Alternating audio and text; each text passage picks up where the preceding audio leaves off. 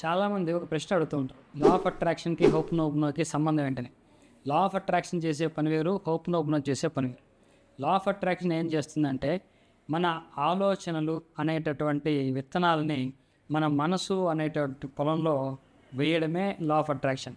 మన ఫలితాలు ఏ విధంగా వస్తాయంటే, మన ఆలోచనలే విత్తనాలు మన పొలంలో వేస్తాం. ఇప్పుడు దిగుబడి దేన్ని బట్టి వస్తుంది అంటే, విత్తనంలో ఉన్నటువంటి క్వాలిటీ, 2 ప్రధానంగా పొలంలో ఉన్నటువంటి సస్యశ్యామం. పొలం బాగా ఎక్కి దున్ని, బాగా నీళ్లు పెట్టి, బాగా వ్యవసాయానికి అనుకూలంగా ఉందనుకోండి, దిగుబడి బాగా వస్తుంది. కాబట్టి పొలంలో ఎటువంటి రాళ్ళు, రప్పలు, చీడ లేకుండా చేసేటటువంటి ప్రక్రియ హోపనోపన చేస్తుంది.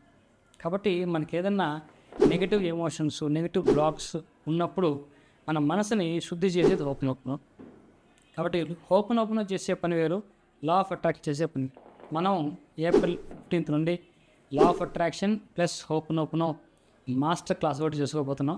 ఆసక్తి ఉన్న వాళ్ళు కింద ఉన్నటువంటి డిస్క్రిప్షన్ బాక్స్లో ఉన్నటువంటి గూగుల్ ఫామ్లో మీ డీటెయిల్స్ ఇవ్వండి. ఎందుకంటే మనకు రిజల్ట్ బాగా రావాలంటే ఎప్పుడు కూడా లా ఆఫ్ అట్రాక్షన్, హోపనోపన 2 కలిసే మనం యూస్ చేసుకోవాలి. ఎందుకంటే పొలంలో బాగా రిజల్ట్ రావాలనుకోండి, మనం వేసే విత్తనాల్లో క్వాలిటీ ఉండాలి. అంతేకాకుండా విత్తనాల్లో క్వాలిటీ ఉండడం సరిపోదు కదా, పొలంలో ఆ సస్యశ్యామలత్వం పొలానికి ఉండాలి. కాబట్టి 2 ఉన్నప్పుడే మనకు మంచి దిగుబడి వస్తుంది. అలాగే లా ఆఫ్ అట్రాక్షన్, హోపనోపన 2 చేస్తేనే మంచి ఫలితాలు వస్తాయి.